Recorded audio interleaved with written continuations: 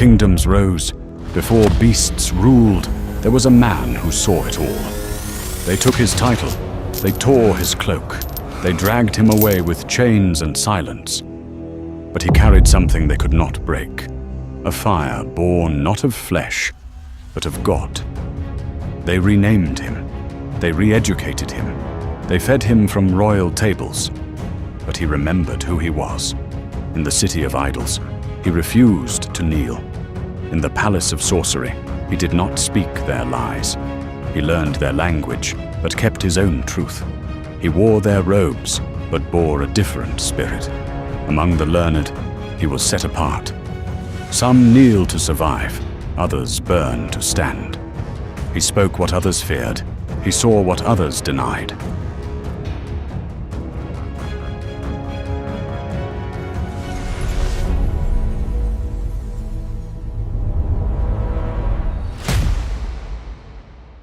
The first child of his mother, Joseph, was the long-awaited answer to years of silent prayers and aching hope.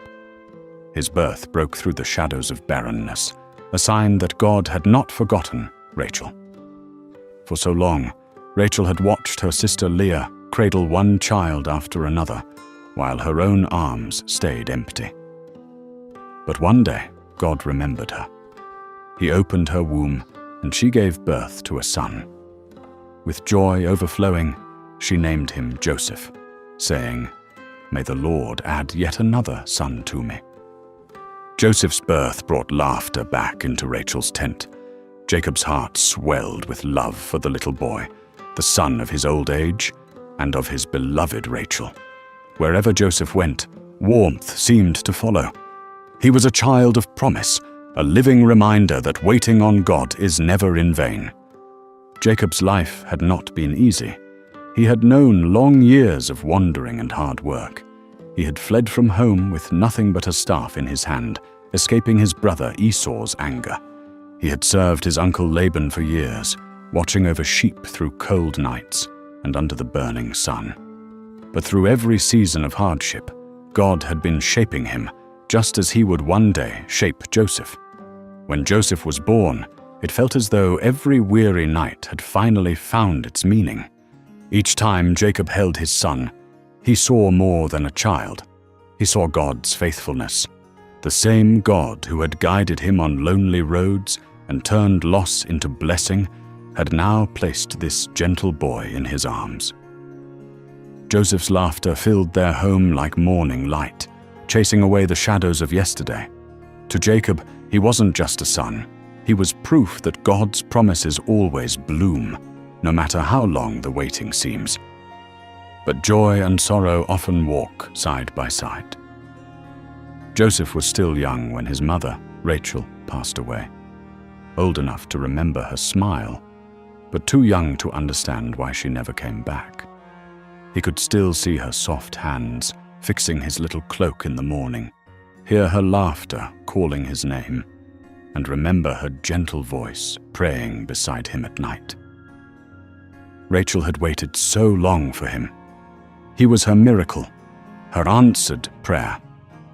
She loved him with the deep, unshakable love that only a mother who has once known barrenness can understand. She told him stories about God's goodness and patience, how his light always finds a way through the dark. Sometimes she would lift him high and whisper, "You are God's gift to me, my Joseph." As Joseph grew, her faith lived on in him. The way he spoke kindly, the way he listened before answering, the quiet strength in his eyes, all of it reflected his mother's heart. He was thoughtful beyond his years.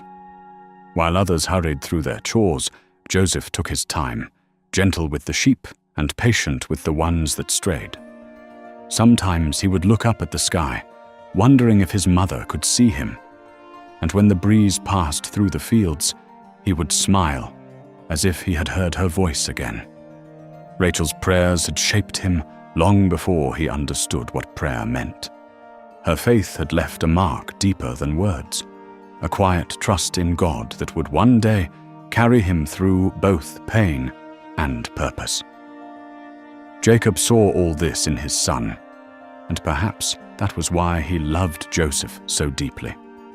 Not just for who he was, but for the peace of Rachel that still lived in him. Every time Joseph laughed, it was as though Rachel's laughter echoed again in their home. But somewhere deep within, Jacob sensed a truth he could not explain, that this gentle boy who brought light into his life would one day walk through deep shadows. The one who loved deeply would also be wounded deeply. What Jacob was yet to know was that yet even then, God would be with him, turning every wound into wisdom and every valley into victory.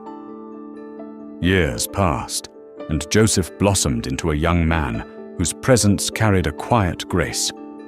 At 17, his days were often spent beneath the wide, open sky, helping his father tend the family's flocks. He did so with a willing heart, and not out of duty, but love. He worked alongside his older brothers, the sons of Bilhah and Zilpah, his father's other wives. Though they shared blood, their hearts were not always aligned. Joseph's honesty often stirred unease among them. When he saw them stray, he could not pretend not to notice. He would tell his father, not from pride, but from a place of truth.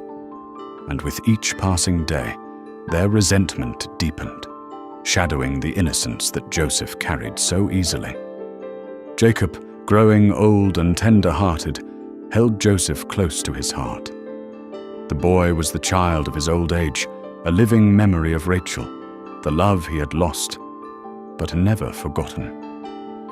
In Joseph's eyes, Jacob saw a reflection of that love, and his heart softened every time he looked at him. To honor that affection, Jacob had a robe made for his son, a garment of many colors, woven with threads that caught the light and shimmered with beauty. It was more than a gift. It was a father's way of saying, "You are precious to me." But love shown to one can sometimes be felt as lack by another. When Joseph's brothers saw the robe, its colors seemed to speak a language they could not bear to hear. Each thread reminded them of their father's unequal love, and envy began to take root. Quiet at first, then growing wild and thorned within their hearts. Still, Joseph remained gentle and unguarded. One night, God gave him a dream, one so vivid, so alive, that he woke with wonder. At dawn, he shared it eagerly with his brothers, how their bundles of grain bowed low before his.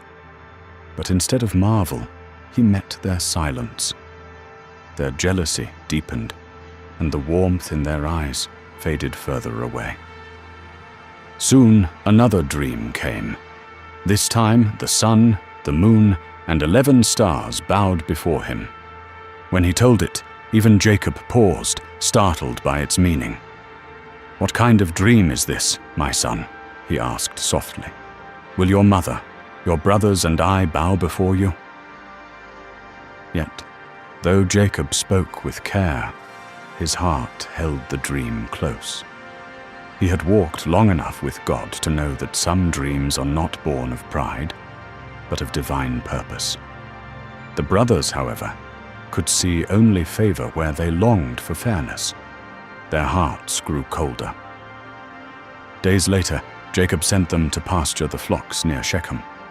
When they had been gone for some time, he called Joseph.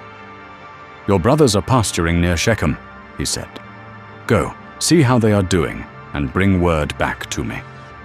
Joseph nodded, his voice bright with eagerness. "I'm ready to go, Father." And so he set out from Hebron, his robe catching the sunlight as the wind brushed past. Each color seemed to dance, innocent and full of promise, unaware of the storm waiting ahead. In Shechem, he wandered through open fields, calling out for his brothers. A man found him and asked what he sought. "I'm looking for my brothers," Joseph replied. "Do you know where they've gone?" "They've moved on from here," the man said. "I heard them say they were heading to Dothan." Joseph thanked him and turned toward Dothan, not knowing that every step he took was leading him closer to the dream God himself had planted in his heart. He did not see that love and betrayal would soon weave together. For even in the hands of envy, God's plan was quietly unfolding a story that would one day reveal that what man designed for harm, God designed for good. The afternoon sun glowed softly over the hills of Dothan, gilding the edges of the fields where the brothers watched their flocks. Then, in the shimmer of the distance, they saw Joseph walking toward them, his robe of many colors rippling like light itself. "Here comes the dreamer," one of them murmured, his voice rough with memory and envy. The name once spoken in jest now carried a bitterness none could hide. The robe, the dreams, their father's love, it was all too much to bear. Another brother's words cut through the air. "Let's finish this. We'll throw him into one of these pits and tell father a wild beast took him. Then we'll see what becomes of his dreams." But Reuben, the eldest, felt the tremor of conscience stir within him. He looked at his brothers, their anger and their desperate longing to be seen. Quietly he said, "Let's not take his life." His tone was calm. "We can leave him in the pit." He spoke of it as a compromise, but in his heart he hoped he could return later and bring the boy home. He turned away, concealing the ache that came with his thought. For in the shadow of envy, love often has to whisper. When Joseph reached them, his face lit with the innocent joy of one coming to his brothers. He had no reason to fear. Not yet. But before his greeting could leave his lips, hands seized him. The world blurred into shouts and dust. They tore the robe from him, the beautiful woven robe their father had given with love and pride. As the fabric was stripped away, Joseph felt something deeper being torn too, the quiet bond of family, the trust of brotherhood. He looked from one face to another, confusion spilling into fear. Why are they doing this? No one answered. In silence, they lifted him and threw him into a dry well. The sound of falling stones followed him down until everything stilled. At the bottom of the pit, the air was cool and still. The light above flickered through the narrow opening like a distant promise. Joseph sat in the dust, trembling. His heart raced between disbelief and sorrow. How could love turn to this? His thoughts drifted to his father, the gentle voice, the kind eyes that had once told him he was chosen for something great. Then to his mother, whose lullabies had spoken of a God who never leaves his own. "Are you here too, God?" Joseph whispered. The words broke softly in the silence, and though no voice answered, peace, faint but real, settled over him. Meanwhile, above him, his brothers sat down to eat, their laughter uneasy. Then, in the distance, they saw a line of camel merchants on their way to Egypt, carrying spices and balm. Judah's eyes followed them thoughtfully. "What good will come from harming him?" he said. "Let's sell him instead. He is still our brother, after all." There was a moment of quiet. Then the others nodded. It felt easier, less cruel, but their hearts knew the truth. They pulled Joseph from the pit. For a heartbeat, hope rose in him. Perhaps they had changed their minds. Perhaps this nightmare was ending. But instead of an embrace, there were strangers waiting. His wrists were bound and coins clinked into his brother's hands. 20 pieces of silver. That was the price of a brother's life. The caravan began to move, and Joseph, eyes wide with disbelief, was led away. The brothers watched as he grew smaller, then vanished in the haze of dust and sunlight. No words were spoken. Their silence was heavier than any chain. When Reuben returned and found the pit empty, he tore his clothes in anguish. "The boy is gone!" His cry broke against the stillness, echoing through the fields. That evening, They carried Joseph's robe back to their father, torn and soaked in goat's blood. "Father," they said gently, "we found this. Do you know if it's your son's?"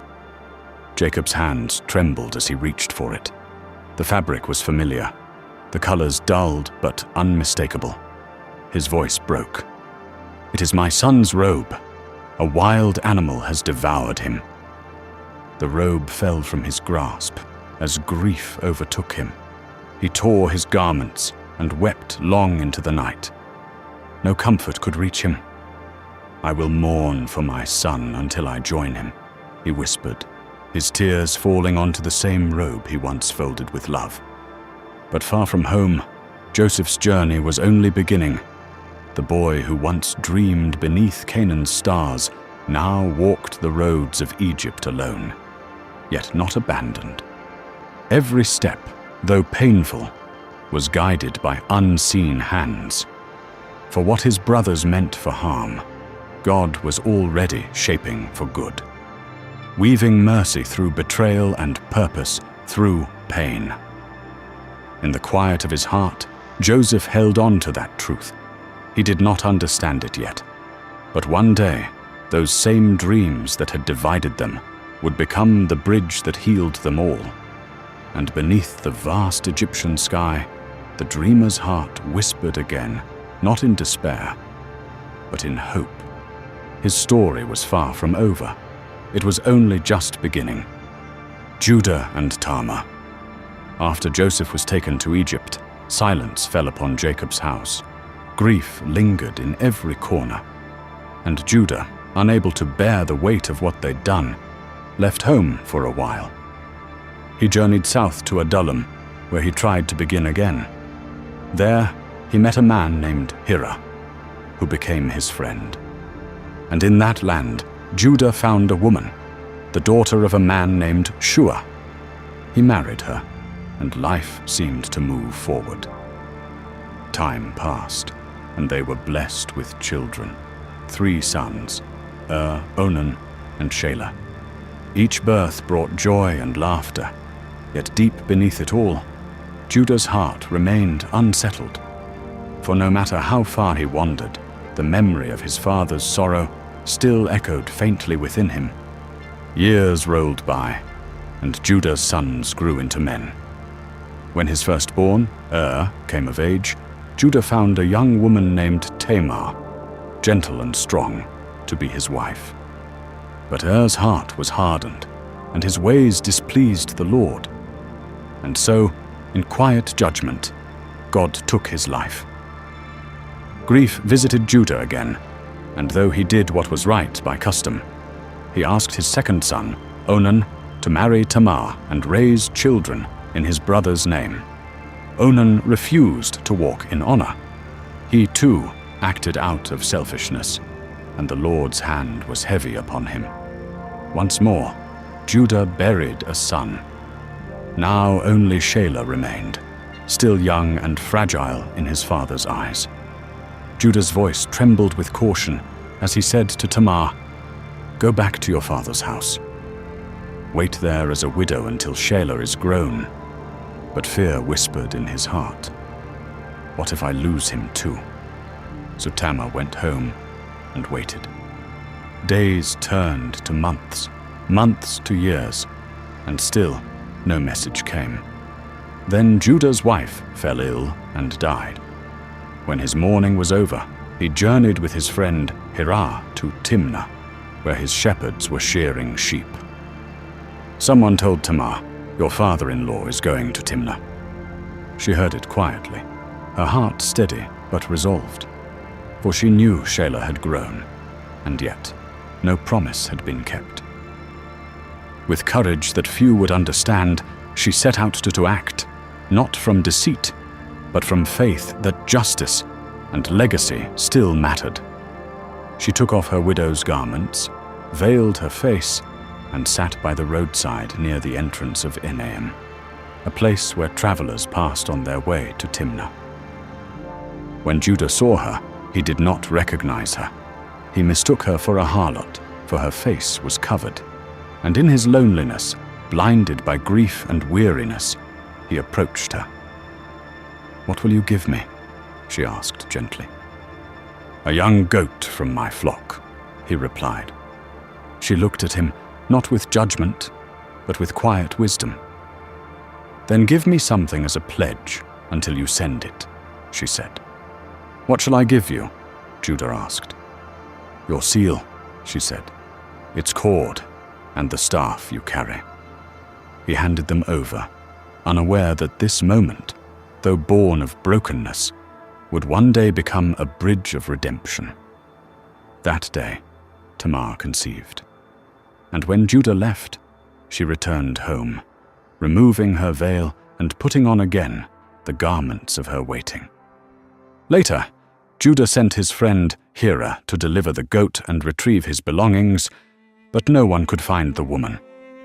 The men of the place said, "There has never been such a woman here." Embarrassed, Judah said, "Let her keep them. We'll say nothing more." Months passed. Then word reached Judah. "Tamar, your daughter-in-law, has acted shamefully. She is with child." Anger and sorrow rose within him. "Bring her out," he said. "Let her be punished." But as they brought her forward, Tamar sent a message. In her hands were the seal, the cord, and the staff. "The man who owns these things," she said, "is the father of my child." Judah's heart stilled. He looked at the items, the very symbols of his name, his word, his authority, and in that moment, the truth dawned on him. He had judged her wrongly. Quietly, with a voice full of humility, Judah said, "She is more righteous than I am, for I didn't keep my promise to her." From that day, Judah never again approached her. Time passed, and Tamar gave birth to twins. During the delivery, one child reached out his hand, and the midwife tied a scarlet thread around it. "This one came first," she said. But the child drew his hand back, and his brother pushed ahead. The midwife gasped, "What a breakthrough!" And so he was named Perez, meaning breaking out. His brother, marked with the scarlet thread, was named Zerah. And through Perez, the child born from a story of broken promises would one day come a line of kings, and generations later, the Savior of the world. Because even through human weakness, God's redemption was still at work, weaving mercy out of failure and light out of shadow. When Joseph arrived in Egypt, the world around him was vast and unfamiliar. The land was different, the language strange, and the faces around him unknown. He was far from his father's tent, far from the hills of Hebron, yet not far from God. Though Joseph had been sold as a servant, the Lord was with him. And in every small task he did, in sweeping the courtyards, in tending the storerooms, in serving at his master's table, there was a quiet excellence that could only come from the hand of God. Joseph's master, Potiphar, a high-ranking officer of Pharaoh's guard, soon noticed something remarkable about the young man. There was a calm wisdom in his eyes, a peace in his spirit, and a blessing that seemed to rest wherever he stood. And so, Potiphar began to trust him, first with small things, then with greater. In time, Joseph was placed in charge of everything Potiphar owned. The servants looked to him for direction.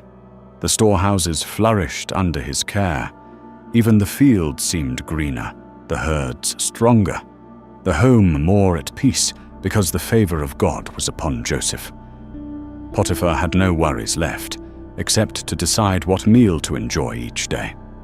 Such was his confidence in Joseph's integrity and the God who guided him. But even in places of peace, temptation often finds its way in quietly. Joseph had grown into a strong and handsome young man, and before long, Potiphar's wife began to notice him. Her glances turned into words. "Come, be with me," she said one day, her tone coaxing. But Joseph stepped back, his voice gentle yet firm. "My master trusts me with everything in this house," he said. "There is nothing he has kept from me except you, for you are his wife. How could I do such a wrong thing and sin against God?" Her words returned again and again, day after day, but Joseph's heart remained steady. He avoided her presence, guarding not only his master's trust, but also his fellowship with God. For he knew, even here, in a foreign land, God was watching over him. Then, one quiet day, when the house was empty and sunlight streamed softly through the latticed windows, Joseph came in to do his work. But before he could leave, Potiphar's wife caught him by his cloak. "Come with me," she said again, her grip desperate, her intent unyielding. Joseph did not argue. He did not stay to explain. He simply tore himself free and ran, leaving the cloak in her hands, but keeping his purity before God. The moment was brief, but it would change everything. When she saw that he had escaped her, anger and humiliation filled her heart. She called out to the servants, her voice trembling, not with truth, but with fury. "Look what this Hebrew servant tried to do," she cried.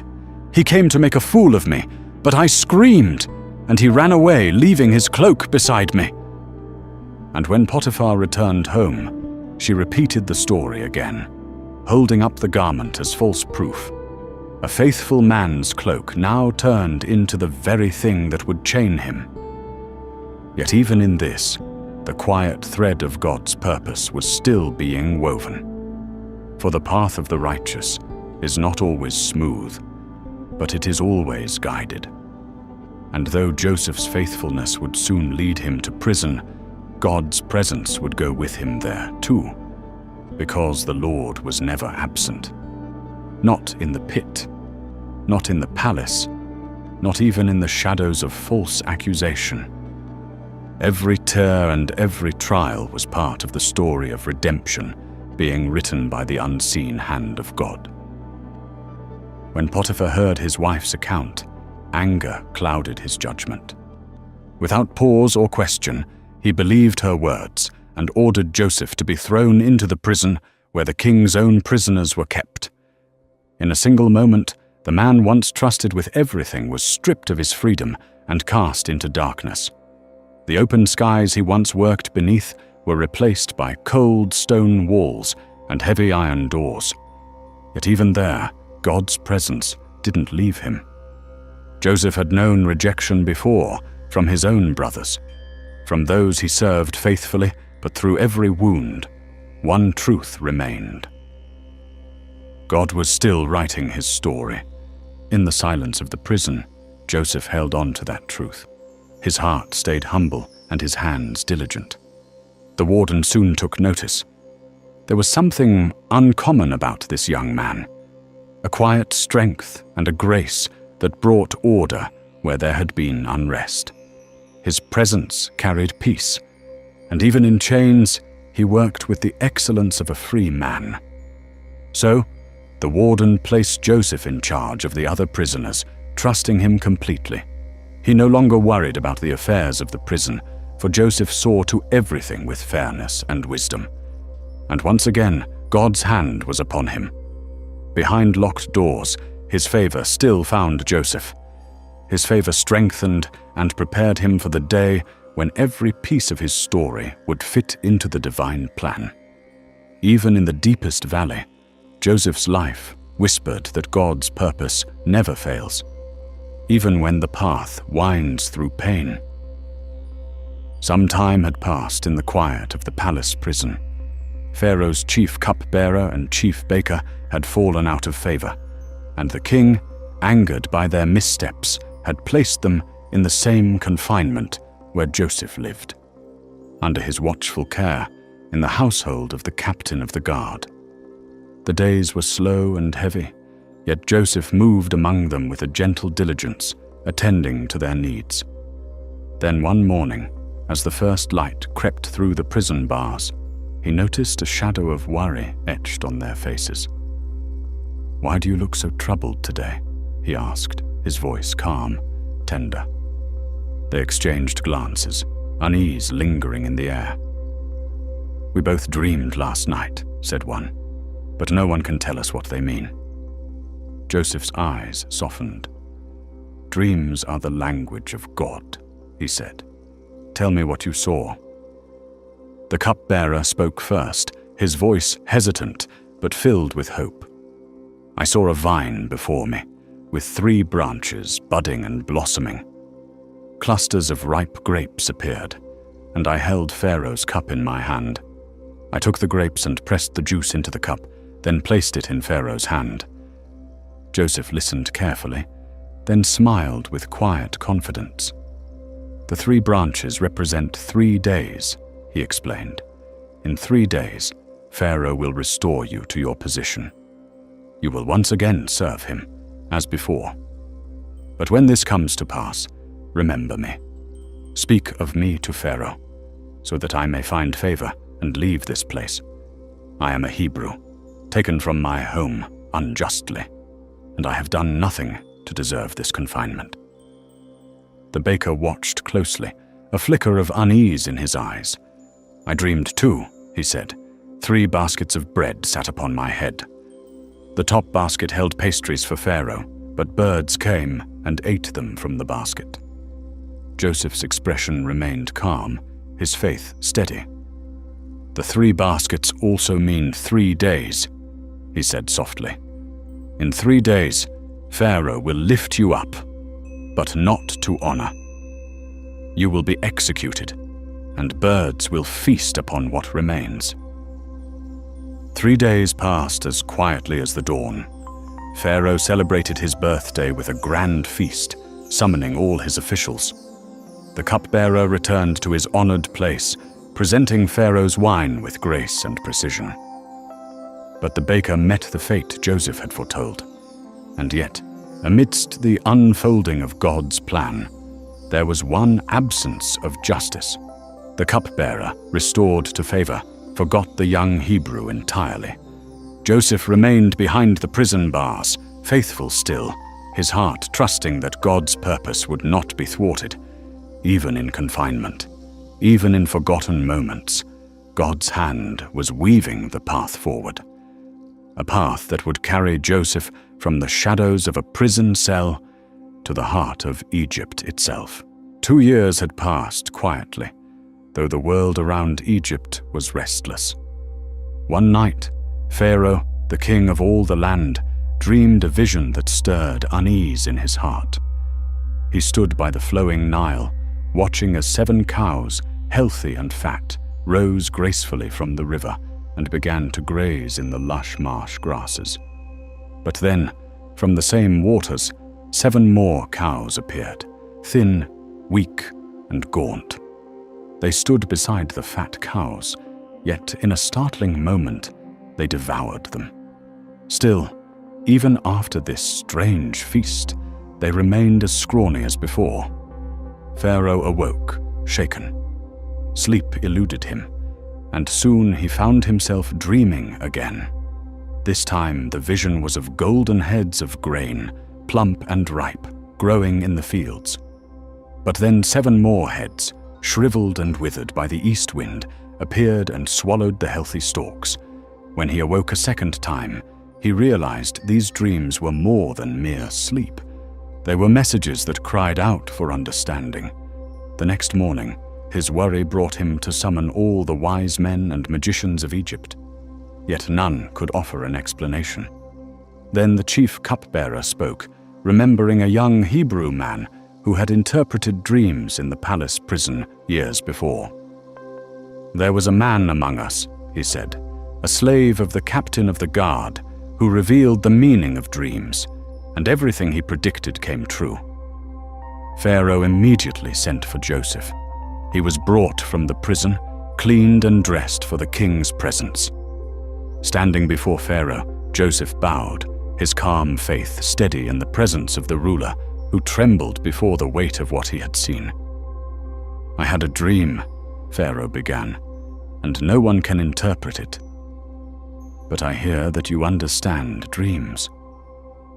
Joseph's voice was gentle, measured, and full of quiet assurance. It is not by my power to interpret, but God will give Pharaoh the understanding he seeks. So Pharaoh recounted both dreams, the cows and the grain, the feast and the famine. And Joseph listened carefully, the threads of God's plan clear in his mind. The dreams of Pharaoh are one and the same, Joseph said. God has revealed to you what is coming. 7 years of abundance will sweep across Egypt, filling the land with plenty. But they will be followed by 7 years of famine, so severe that the memory of prosperity will fade from the land. God has shown you these things not to frighten, but to prepare. Joseph's eyes met Pharaoh's, steady and certain. Now, therefore, let Pharaoh seek out a discerning and wise man, and appoint him over the land of Egypt. Let him gather 1/5 of the produce during the 7 abundant years, and store it in cities and granaries. In this way, when the famine comes, the people will be saved, and the land will endure. And in that moment, Pharaoh saw not only the truth of the dreams, but the hand of God guiding the young Hebrew, the dreamer who had been betrayed and forgotten, yet remained faithful. In Joseph, Egypt would find wisdom, and in God's plan, no trial was wasted. Under the soft light of morning, the palace of Pharaoh stirred with quiet anticipation. Before the throne stood Joseph, calm and composed, his eyes steady yet humble. The years had shaped him. The boy who once dreamed beneath the Canaan skies now stood before Egypt's ruler, not by chance, but by divine purpose. As Joseph spoke, his words carried more than human wisdom. There was a peace to him, a stillness that could only come from walking closely with God through valleys and storms. Each phrase fell with clarity, weaving together the truth of Pharaoh's dreams, revealing the future as God had shown it. The court listened in awe. Even Pharaoh felt that this was no ordinary man, but one in whom the Spirit of God rested. Turning to his council, Pharaoh asked softly, "Can we find anyone like this, so clearly filled with the Spirit of God?" His gaze then returned to Joseph, filled with reverence and certainty. "Since God has shown you these things, there is no one as wise and discerning as you. You shall oversee my house. Only I, upon the throne, will be greater than you." Joseph bowed his head. Gratitude welled quietly in his chest. He remembered the pit dug by jealous brothers, the years of slavery, the cold stillness of the prison. Every wound, every tear had been a step toward this moment. None of it was wasted. Whispering within, he prayed, "It is the Lord who has led me here." Pharaoh took his own signet ring and placed it upon Joseph's finger as a symbol of trust and authority. Robes of fine linen replaced the coarse garments of his past. Around his neck, a golden chain gleamed in the light. Then, with chariots and heralds, Pharaoh proclaimed Joseph ruler over all Egypt. As he rode through the city, people bowed and cried out before him, yet Joseph's heart remained still. He had once been stripped of his coat in anger. Now he was robed in honor. But in his spirit, he was the same servant of God, the same dreamer who had learned that every rise begins in surrender. In time, Pharaoh gave Joseph a new name, Zaphenath-Paneah, and a wife, Asenath, the daughter of Potipherah, priest of On. Together, they built a home in the land that had once been his prison. At 30 years old, Joseph began his service to Egypt not as a man seeking greatness, but as a vessel of God's wisdom. He traveled through the countryside, inspecting the fields, guiding farmers and overseeing storehouses as the earth yielded harvests beyond measure. The grain piled high, too much to count, and Joseph smiled at the thought of God's faithfulness. When his sons were born, he named the first Manasseh, saying, God has made me forget all my troubles and my father's house. The second he named Ephraim, declaring, God has made me fruitful in this land of my suffering. Each name was a testament to redemption, to the gentle hands that had turned pain into promise. Then, as the seasons changed, the years of plenty faded into famine, just as God had revealed. Across the lands, crops withered and rivers dried, but Egypt stood ready.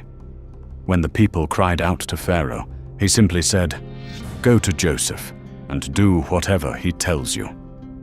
So Joseph opened the great storehouses.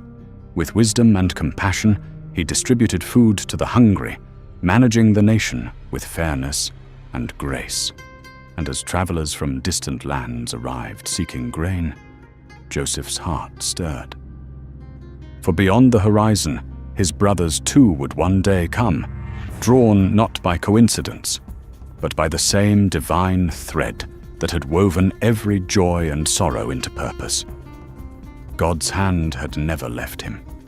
Every trial, every betrayal, every moment of silence had been part of a story far greater than his own. The famine stretched like a shadow across the land, dry winds sweeping through empty fields, the sound of hunger echoing from one household to another. In Canaan, Jacob watched his sons with tired eyes. His family was growing weaker, the stores running low.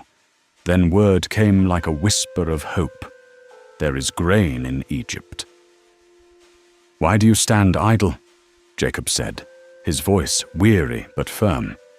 "Go to Egypt and buy grain, so that we may live and not die."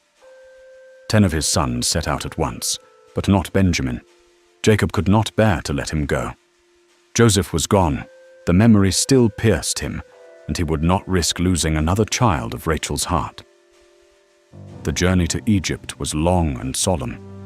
Dust clung to their robes, and memories followed them like ghosts of choices made long ago, of a brother once cast away. Yet none could have imagined that the very one they mourned was the man who would now hold their future in his hands. When they entered the grand hall of Egypt's governor, the brothers bowed low to the ground. The marble floors reflected their bent figures, 11 shadows kneeling before one. And Joseph, standing above them, recognized them instantly. Time seemed to stop. The faces before him, older now, lined and worn, were the same faces that had watched him beg from the bottom of a pit. The weight of the years pressed hard against his heart. Pain, love, betrayal, and longing all rose at once.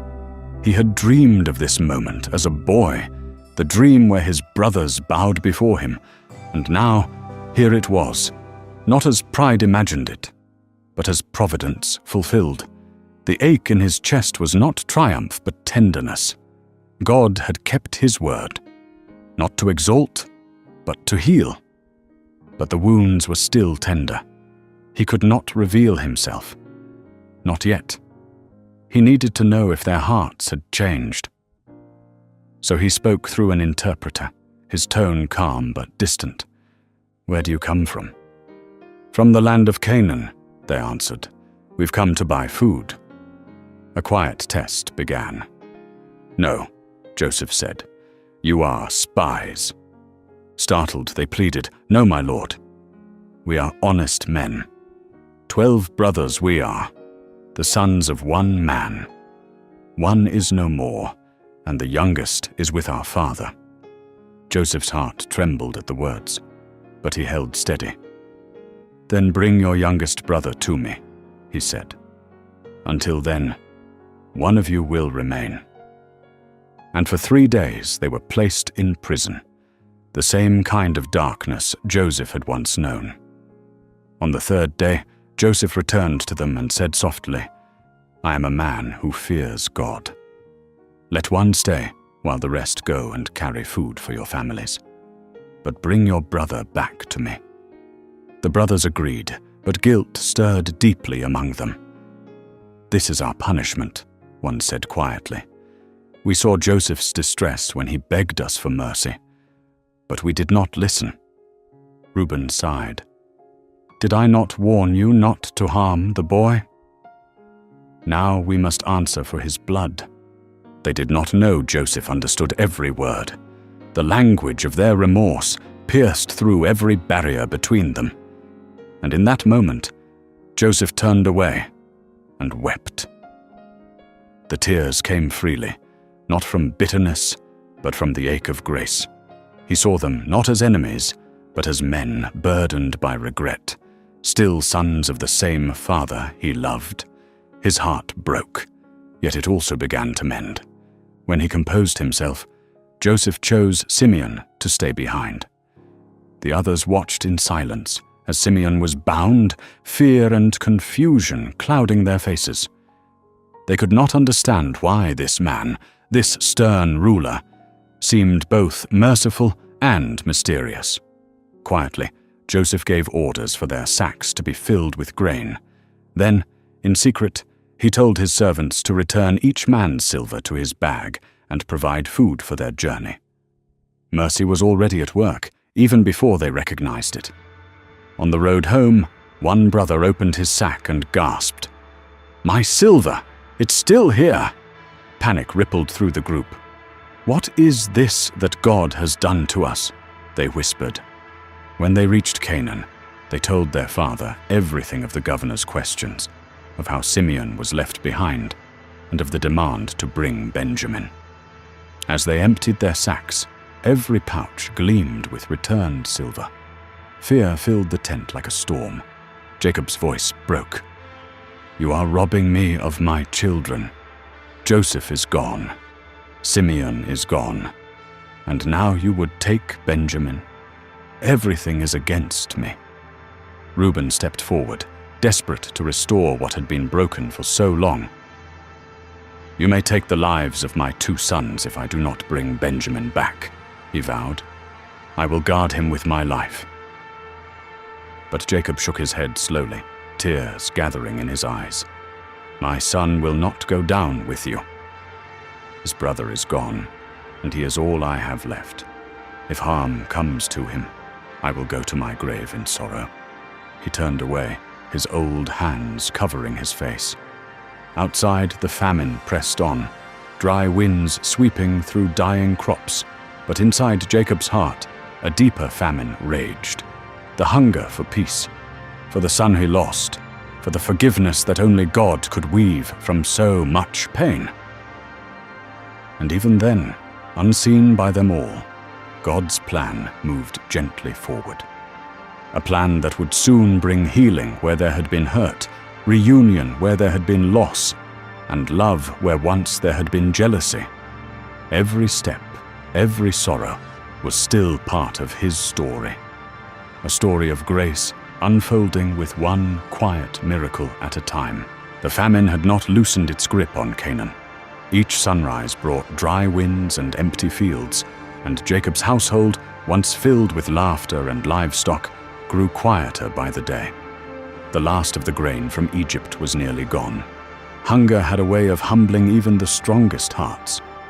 One morning, Jacob sat by the doorway, his eyes tracing the horizon, as though searching for an answer.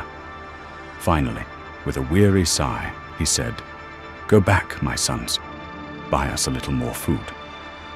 Judah stepped forward, older now, tempered by loss and regret. "Father," he said gently, "the man warned us. We cannot see his face again unless our brother is with us. If you send Benjamin, we will go. But without him, we cannot return." Jacob's face tightened with sorrow. "Why did you even tell him about another brother? Why bring this grief upon me?" Judah's voice softened. "Father, he asked about our family. If our father was still alive, if we had another brother.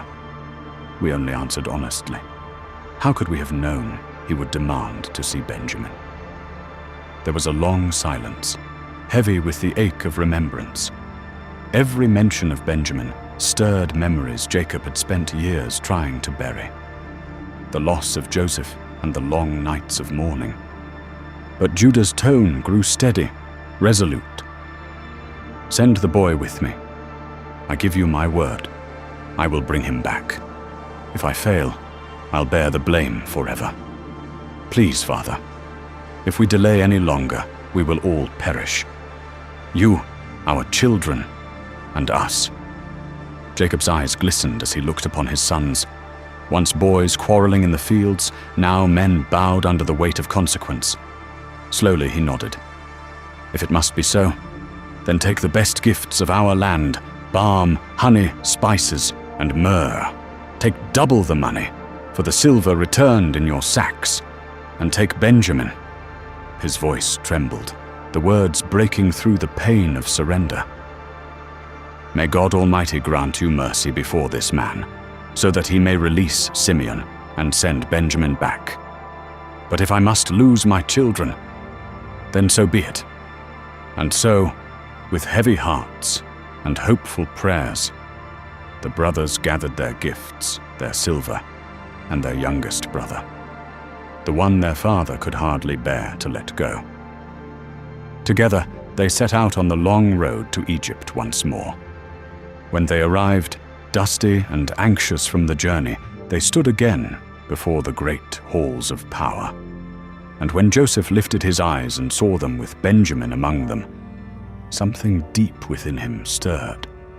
It had been so many years, yet Benjamin's face carried the same gentleness he remembered. He turned quickly to his steward and said, "Take these men to my house. Prepare a meal. They will dine with me at noon." The steward obeyed, and the brothers followed in uncertain silence. Egypt's grandeur surrounded them. Towering columns, golden carvings, the scent of incense and polished stone. Yet fear gripped their hearts tighter with every step. "This must be about the money that was returned in our sacks," they whispered to one another. "He will accuse us of theft. He'll seize us, enslave us, and take our donkeys too." They didn't know that mercy, not judgment, awaited them. They didn't know that the man they feared was their brother. The same boy whose cries they had once ignored, now moved by a love that had outlasted every wound. As the palace doors opened before them, sunlight spilled into the courtyard like grace. The brothers stood before the great Egyptian palace, its marble pillars rising like towers of light under the sun. Though their faces were set with courage, their hearts trembled. They had come a long way, carrying the weight of famine, fear, and hope. And now, standing at the gates of power, they waited, unsure of what awaited them within. They approached the household manager and spoke earnestly, explaining how the silver they had paid on their last visit was mysteriously returned to them. They had brought it back, along with more for new grain, hoping to prove their honesty. The man listened quietly, his expression kind. Then he said gently, "Peace be with you. Do not be afraid. Your God, the God of your father, must have placed treasure in your sacks. I received your payment." In that moment, a soft sigh of relief escaped them. And when he brought Simeon out to meet them, the brothers embraced him, the tension of separation melting into joy. Soon after, they were led into Joseph's house. Servants came with water to wash their feet, and the weary donkeys were fed and rested. The men were told they would dine there, and as they waited, they prepared the gifts they had brought, the best of their land, offered with trembling hands. When Joseph entered, the room fell silent. The brothers bowed low, presenting their gifts with humility. Joseph's voice, calm and familiar, broke the stillness. He asked about their father, the old man they had spoken of before, and they answered that he was alive and well. Again, they bowed, their hearts heavy with respect. Then Joseph's eyes found Benjamin. His breath caught. The boy, no, the young man now, stood before him. The face of his mother reflected in those eyes. Emotion surged through Joseph, a tide he could not hold back. He blessed Benjamin softly. "May God be gracious to you, my son." But the weight of love and memory was too much. Joseph turned away, hurrying to his private chamber. There, behind closed doors, he wept. Years of separation, the ache of betrayal, and the beauty of God's unseen hand came pouring out in tears. When he returned, his face was washed, his heart steady once more. He ordered the meal to be served. The Egyptians ate apart, as their custom forbade them to share a table with Hebrews, yet Joseph's eyes remained on his brothers as they sat together. Then something remarkable happened. Each man was seated in order, from the eldest to the youngest. The brothers exchanged bewildered glances, whispering to one another, marveling at how precisely this stranger knew them. Soon the food arrived, rich and abundant, yet Benjamin's portion overflowed, 5 times more than the others. And instead of envy, laughter filled the hall. The brothers, once bound by guilt and suspicion, now shared a moment of warmth and peace. Unknown to them, grace was weaving its quiet pattern among them. What had begun as fear was turning into fellowship. Beneath the feast and the laughter, God's redemptive plan was unfolding, turning brokenness into blessing and hearts once divided into the beginnings of healing. Joseph stood at the tall windows of his palace, watching the soft morning light spill across the land. Below, his brothers were preparing to leave Egypt with their camels laden with grain, their voices filled with gratitude and relief. They were going home, yet Joseph's gaze lingered on them, quiet and thoughtful. His heart carried a longing only God could understand, the ache of love hidden beneath years of silence.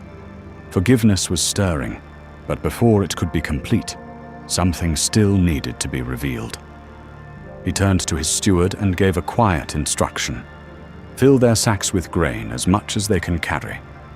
Return their silver to them as before. And take my silver cup, place it in the sack of the youngest, Benjamin.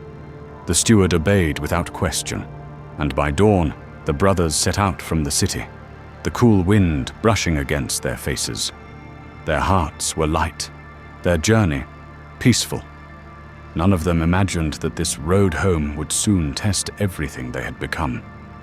Not long after, the stillness of the morning was broken by pounding hooves. Joseph's steward rode swiftly after them, stopping them along the dusty road. His voice, firm but sorrowful, carried a message that froze them in place. Why have you repaid good with evil?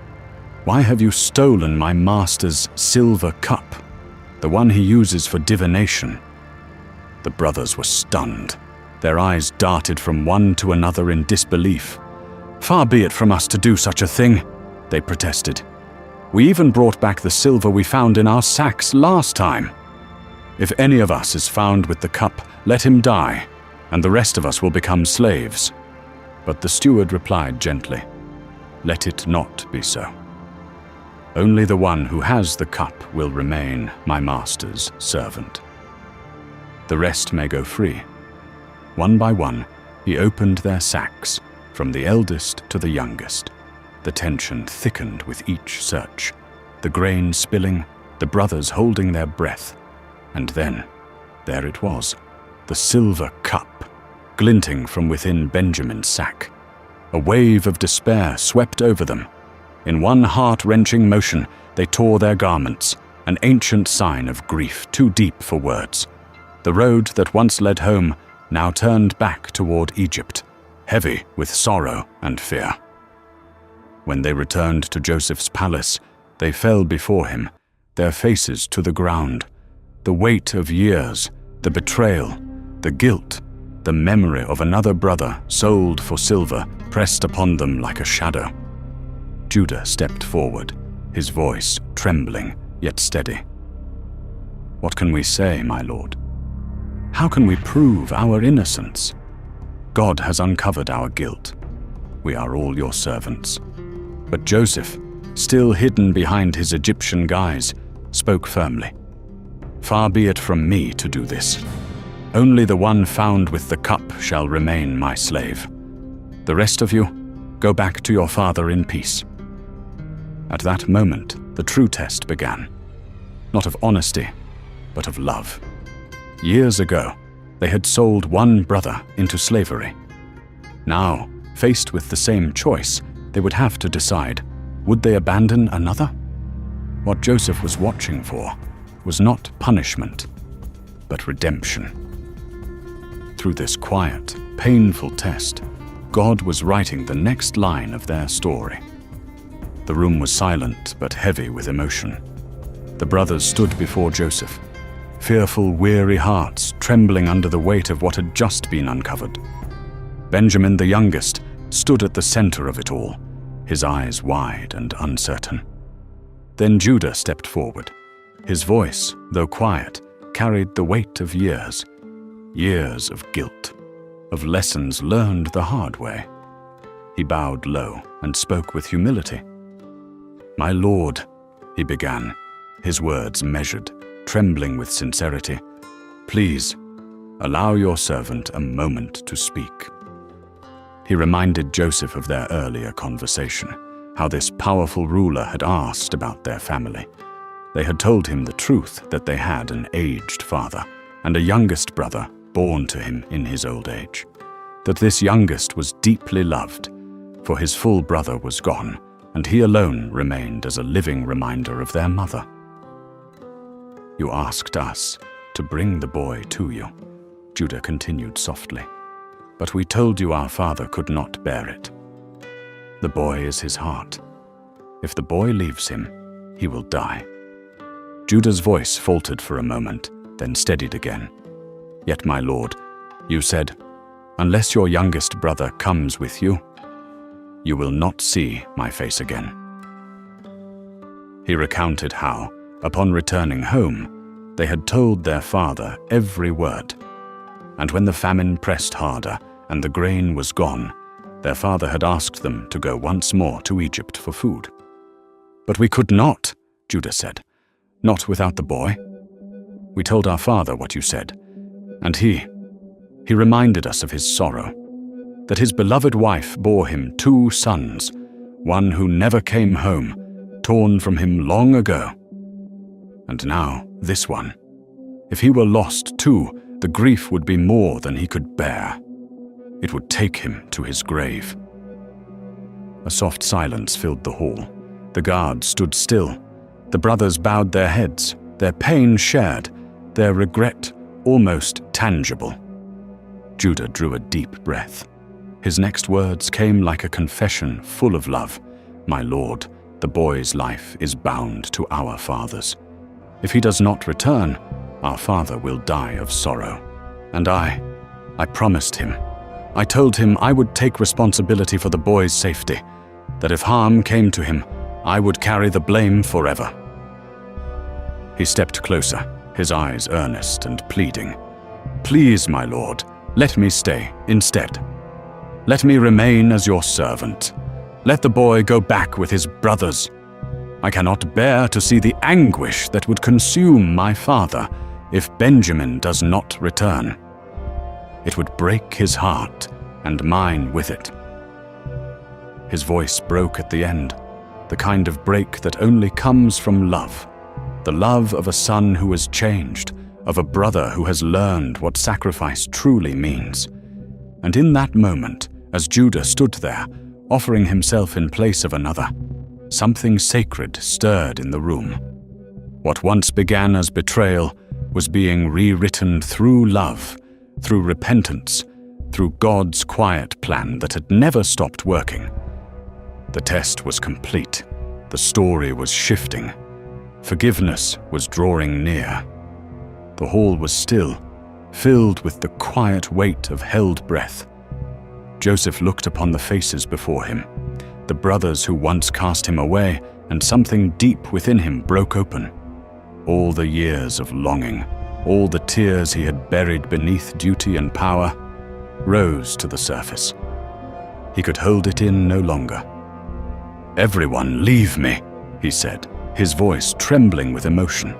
The attendants hesitated, confused, but one look at Joseph's tear-filled eyes sent them quickly out of the room. Soon, only the brothers remained. And then, Joseph wept. It was not a quiet weeping, but the cry of a heart finally released. His sobs echoed through the grand halls of Egypt, reaching even the ears of Pharaoh's household. It was the sound of years of sorrow meeting the grace of a long-awaited reunion. Through his tears, Joseph spoke, his voice soft, trembling, yet full of truth. "I am Joseph," he said. "Is my father still alive?" The brothers stood motionless, their faces pale with shock. The world seemed to blur around them as the truth sank in. The powerful governor of Egypt, the man who held their fate in his hands, was the brother they had betrayed so long ago. Seeing their fear, Joseph took a step forward, his expression tender, not angry. "Come closer," he said gently. They hesitated, but he beckoned again. "It's me, your brother, Joseph." There was no accusation in his tone, only compassion. His eyes, wet with tears, held no trace of bitterness. "Do not be distressed," he said softly, "and do not be angry with yourselves for what you did. You sold me, yes, but it was God who sent me here, ahead of you, to preserve life." His words fell like healing rain, washing away years of guilt and shame. "The famine has only just begun," Joseph continued, "and 5 more years still remain. But God sent me before you to save your lives and to keep our family alive." He looked at them, one by one, his voice now calm and filled with awe. "It was not you who sent me here, it was God. He made me a father to Pharaoh, lord of his entire household, and ruler over all Egypt." Then his face brightened with urgency and joy. "Go quickly to my father," he said. "Tell him that God has made me ruler of all Egypt. Tell him to come down here without delay.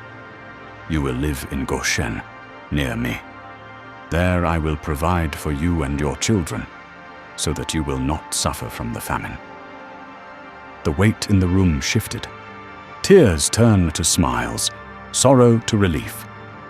Joseph reached for Benjamin first, pulling his youngest brother into his arms. He wept upon his shoulder, holding him as though afraid to ever let go. Then he turned to the others, each brother, one after another, and embraced them too. He kissed them, not as a ruler forgiving wrongdoers, but as a brother welcoming family home.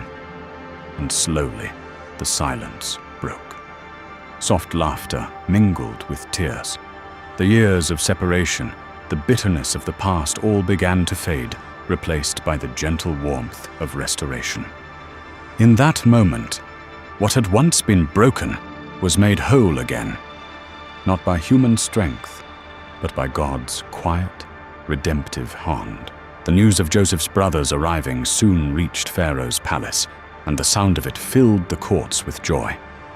Pharaoh himself smiled deeply, for Joseph had long been a man of honor and faithfulness, a servant whose wisdom carried the fragrance of God's favor.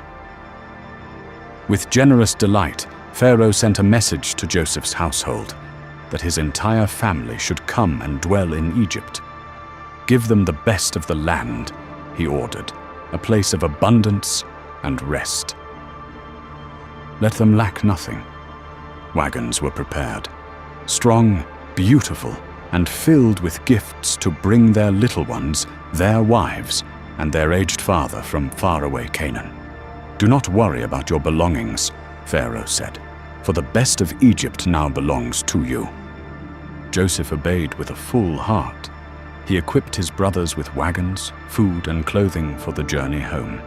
Each received new garments, soft robes that spoke quietly of renewal and forgiveness. Yet to Benjamin, the brother of his youth, Joseph gave 5 robes and 300 pieces of silver, not as favoritism, but as an expression of affection too deep to hide. 10 donkeys were laden with Egypt's treasures, and 10 more with provisions for the long journey back. As the brothers prepared to leave, Joseph called after them, his voice steady yet tender. "See that you do not quarrel on the way." He knew old wounds could still whisper, But he also knew that love, once restored, could silence even the loudest echoes of the past. As the caravan moved toward Canaan, the air was heavy with thought. The clatter of wheels mingled with the rhythm of repentance. They remembered the pit, the silver coins, the hollow years of guilt. Yet here they were, redeemed by the very brother they had once betrayed. Grace had met them where shame once lived. None could speak much. Their silence carried the weight of mercy too vast to measure. When at last they reached home, they rushed to their father. "Joseph is alive!" they cried. "He is ruler over all Egypt." The words struck Jacob like sunlight breaking through years of clouded grief. For so long he had mourned, refusing comfort, believing the son of his heart was gone forever. But as his sons told him everything Joseph had said, and when he saw the royal wagons gleaming outside, his spirit stirred within him. The years of sorrow began to lift, replaced by a quiet, trembling hope.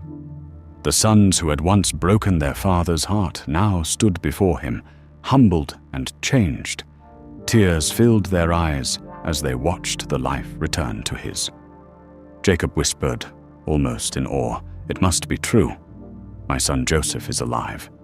I will go and see him before I die." As the caravan drew near to Egypt's borders, the land began to change. The soil grew rich, and the air carried the scent of harvest.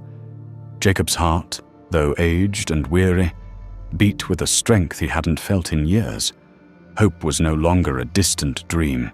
It was waiting just ahead. Judah rode ahead, leading the way to Goshen, where Joseph had promised to meet them. Dust rose behind the wagons, shimmering beneath the desert sun, as if the earth itself rejoiced at what was about to unfold. When word reached Joseph that his father had arrived, he wasted no time.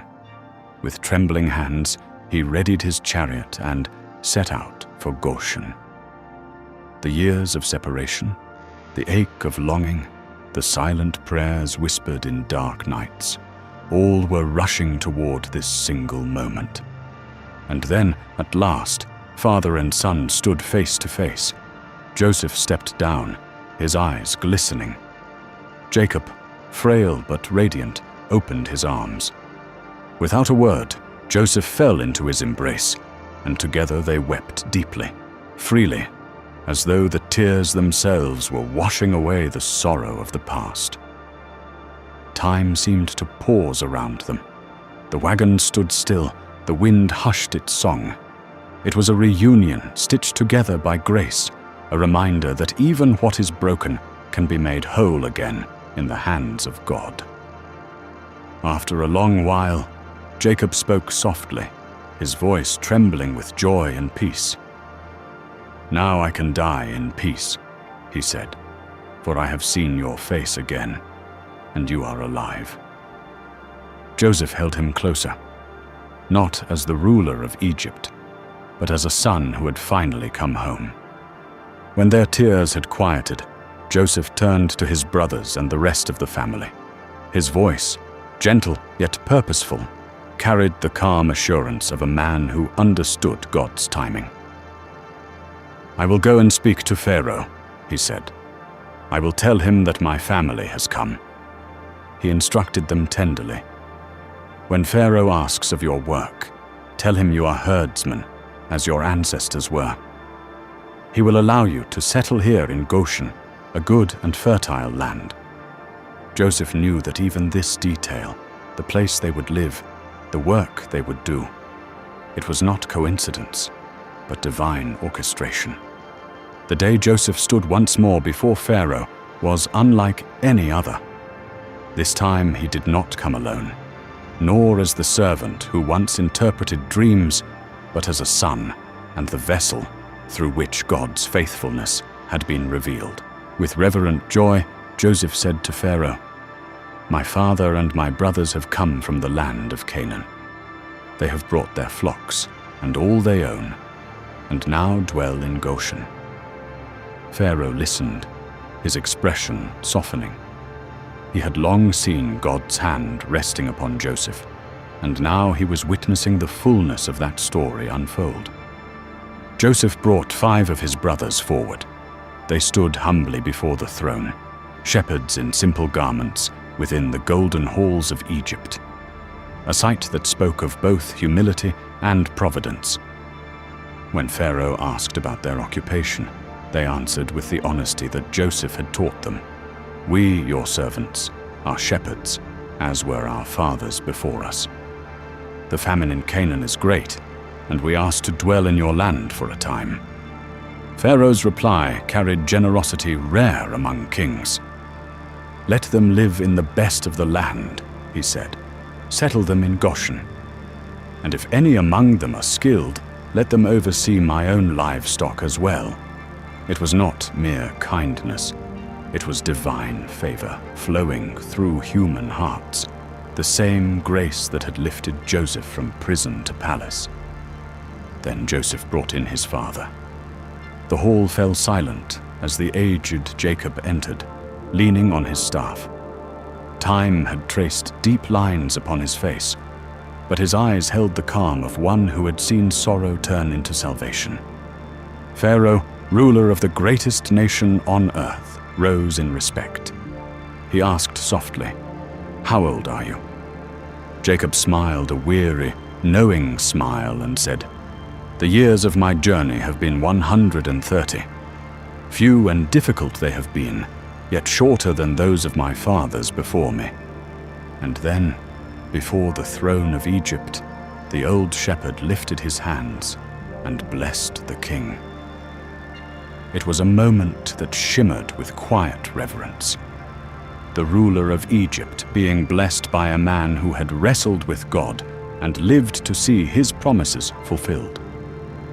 Jacob blessed Pharaoh once more before departing, and Joseph's heart swelled with gratitude. Every wound and every lonely year had led to this. His family was safe, his father honored, and his God glorified. Joseph settled his family in the best part of the land, the region of Ramesses, just as Pharaoh had commanded. There they found rest and abundance after years of wandering. And Joseph, ever faithful, provided for his father and brothers, for their children, and even the smallest among them.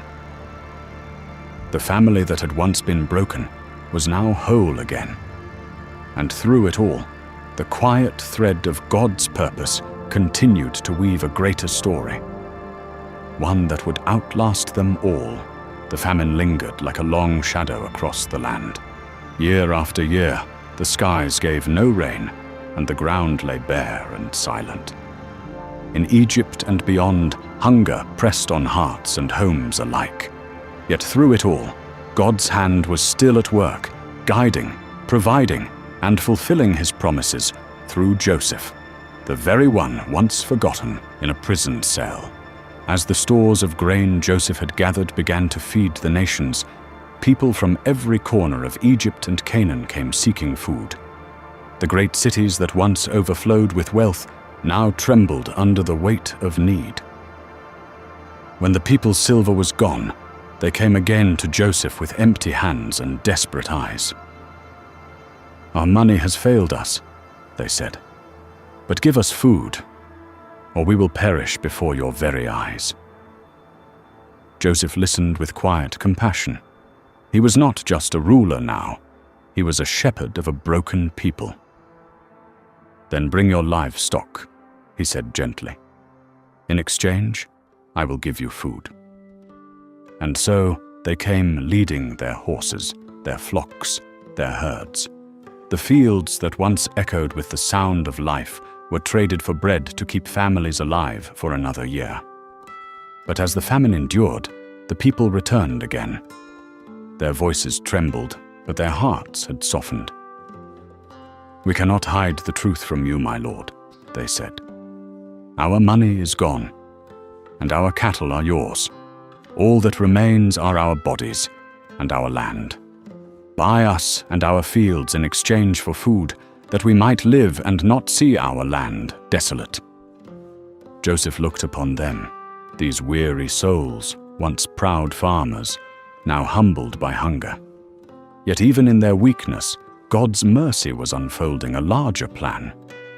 So Joseph bought the land for Pharaoh, providing food and seed in return.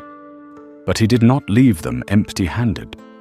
Instead, he gave them hope, a way to rebuild. "Here is seed for your fields," he told them. "When the harvest comes, 1/5 will belong to Pharaoh. The rest is yours, for your families and your children."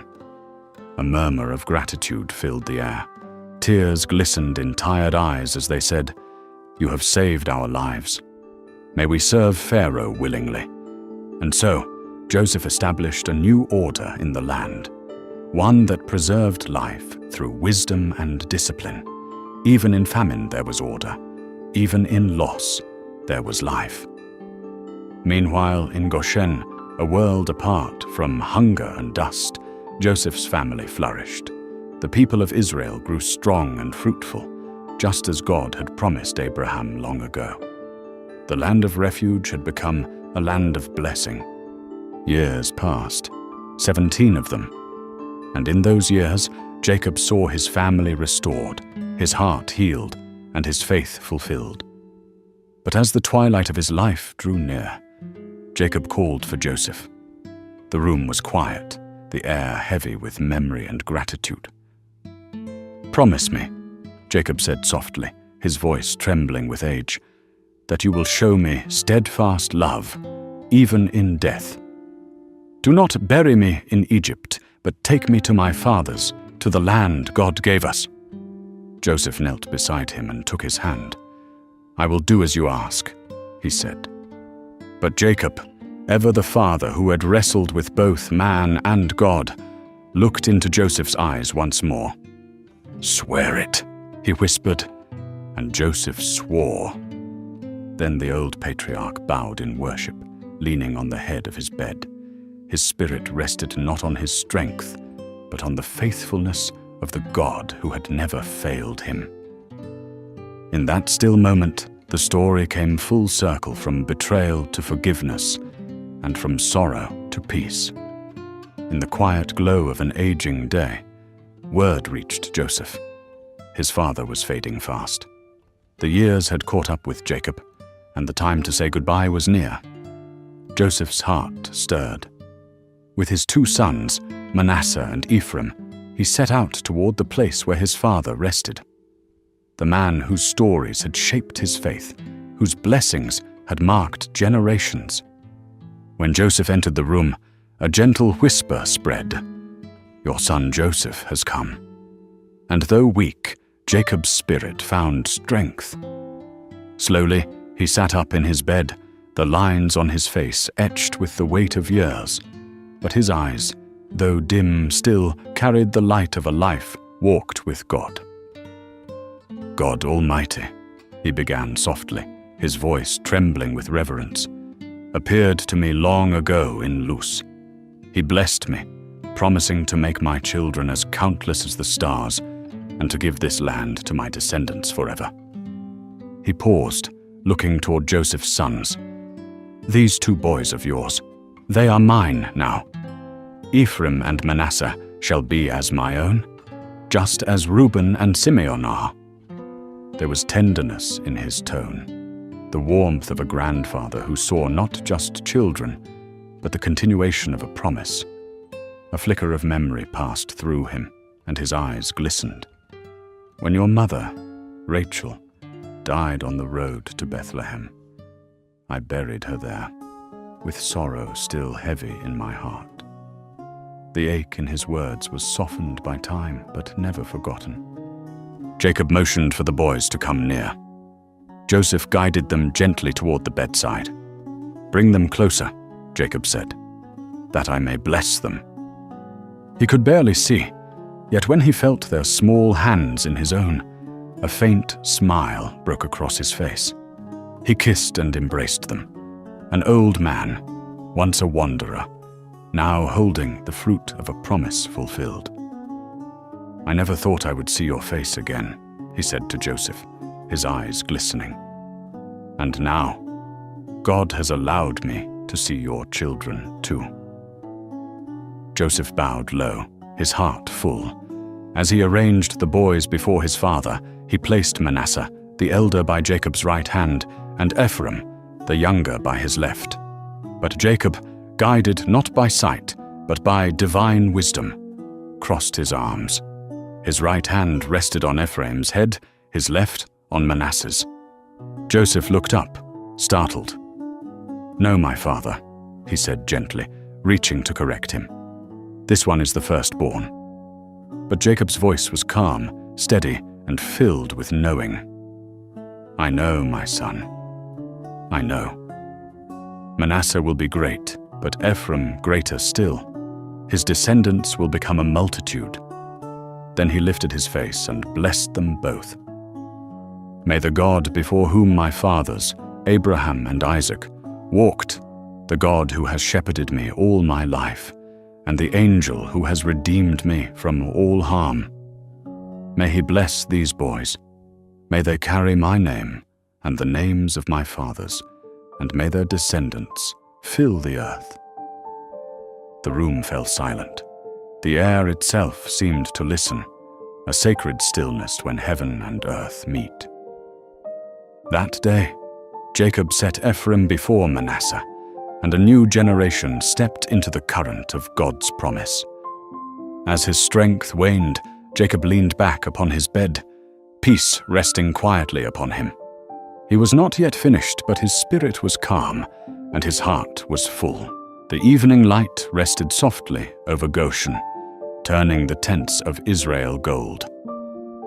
Inside, Jacob lay upon his bed, the same man who had wrestled with God, who had known both failure and grace, now surrounded by the sons who carried his name.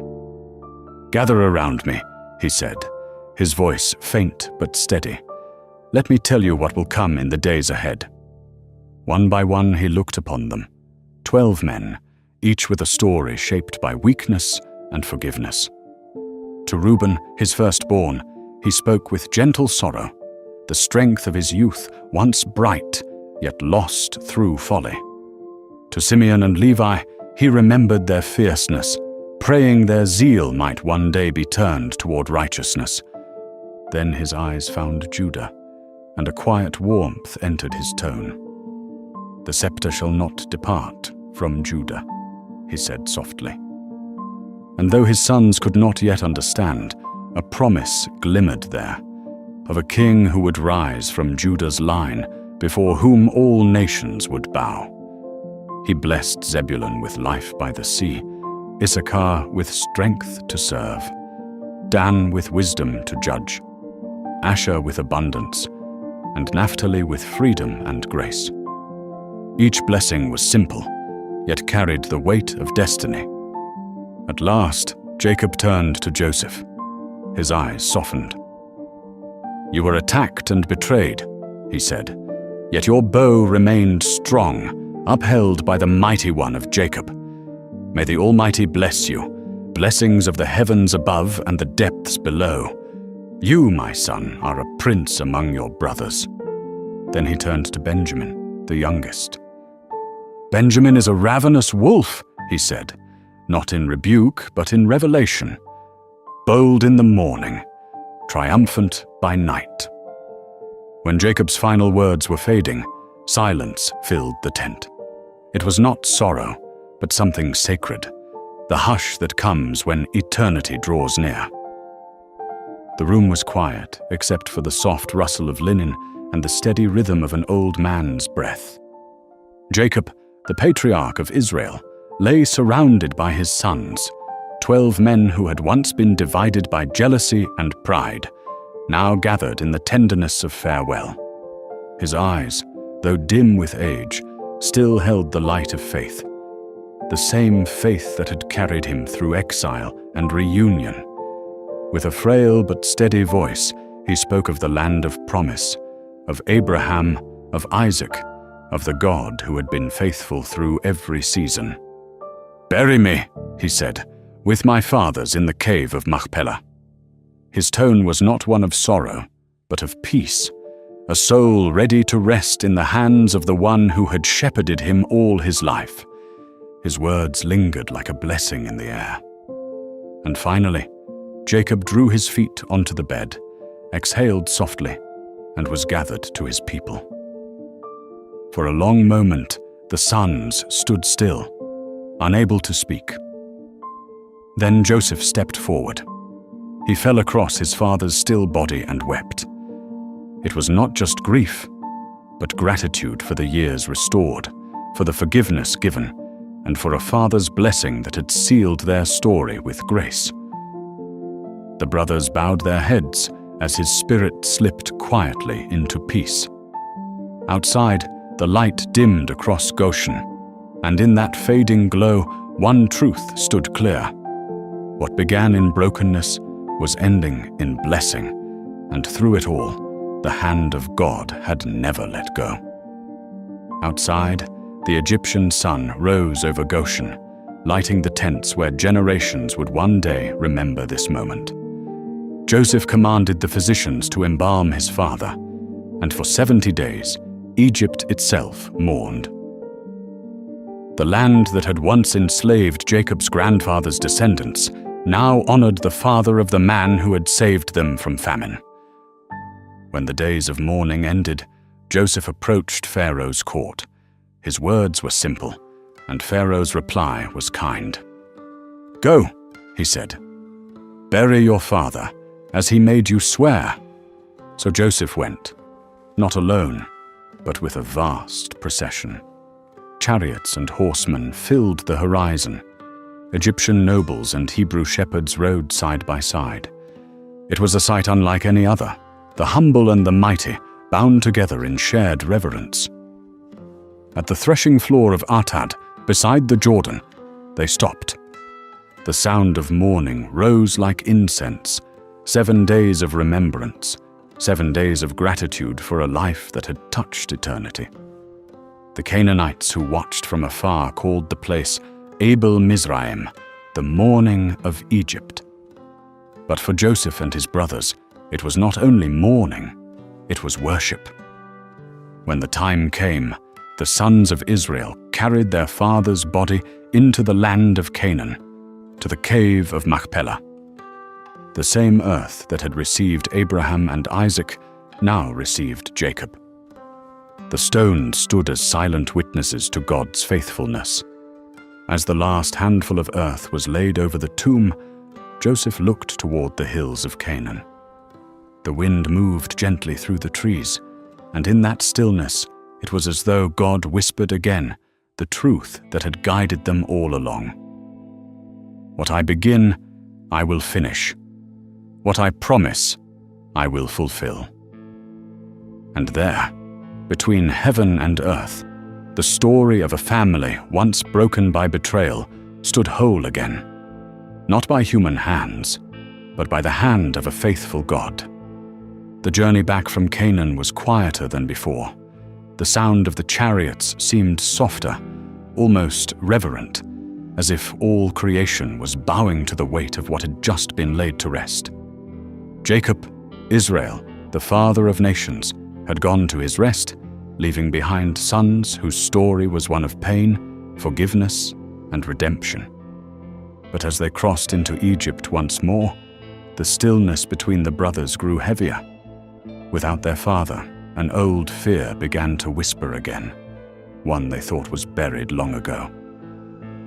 What if Joseph still remembers? They wondered.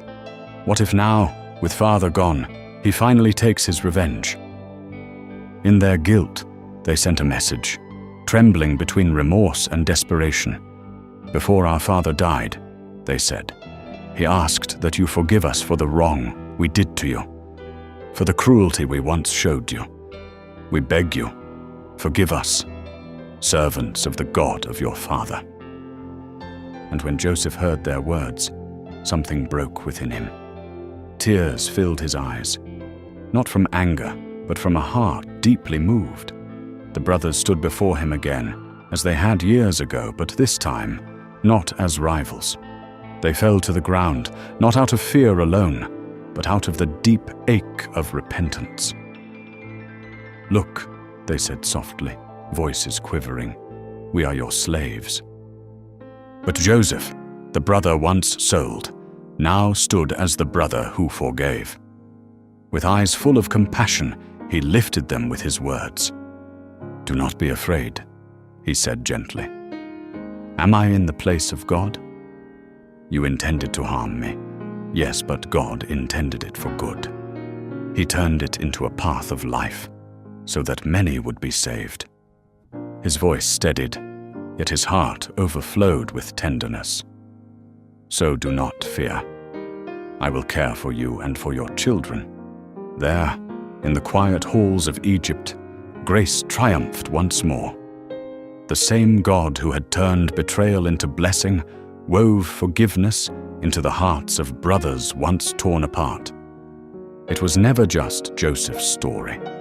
It was God's story of how love restores what envy breaks, and how his divine plan redeems even the deepest wounds. Where they took his coat of many colors, the Lord brought a throne. The brothers wept together, not as men burdened by guilt, but as sons embraced by mercy. And in that moment, the house of Israel was whole again. The years passed gently, and peace rested over Joseph's house in Egypt. The laughter of children often filled the air. Joseph, once a boy torn from his home, now watched his family grow and flourish in a land that had once been foreign. Time softened his face, but deepened his wisdom. He lived to see his children's children, even the little ones of Machir, his grandson's line, who sat on his knees as he blessed them. The man who had known betrayal and prisons now knew only gratitude. As his days drew near their end, Joseph called for his brothers, now older and gentler with the years. His voice, though frail, carried the same steady faith that had guided him through every storm. "My time is near," he said softly, his eyes filled with a quiet certainty. "But God will not forget you. One day, he will visit you and lead you out of this land. He will bring you home to the land he promised our fathers, Abraham, Isaac, and Jacob." There was no fear in his words, only hope, a hope larger than Egypt's treasures, resting entirely on God's faithfulness. Then he made them swear, "When God comes to lead you home, take my bones with you." He was reminding them, and all who would come after that. Egypt was never the end of their story. God's promise would endure, even beyond the grave. And so Joseph died, not as a prince of Egypt, but as a son of Israel, resting in trust. His body was placed in a coffin, but his faith still spoke, echoing across the generations to come. For even in death, Joseph believed that God's hand would one day open the way home, just as he had always done. Joseph's story did not end in Egypt. In Egypt, the children of Israel grew and multiplied, until generations later, God led them out in the great deliverance we now know as the Exodus. Joseph's life reminds us that even the deepest wounds can become the place where God's purpose is revealed. Every betrayal and every hardship can still lead to his perfect plan. When your story is told, will it speak of bitterness or forgiveness, of holding on to pain or trusting that God can turn it for good? Share your thoughts in the comments below. May God's peace and wisdom be with you and your family always. Amen.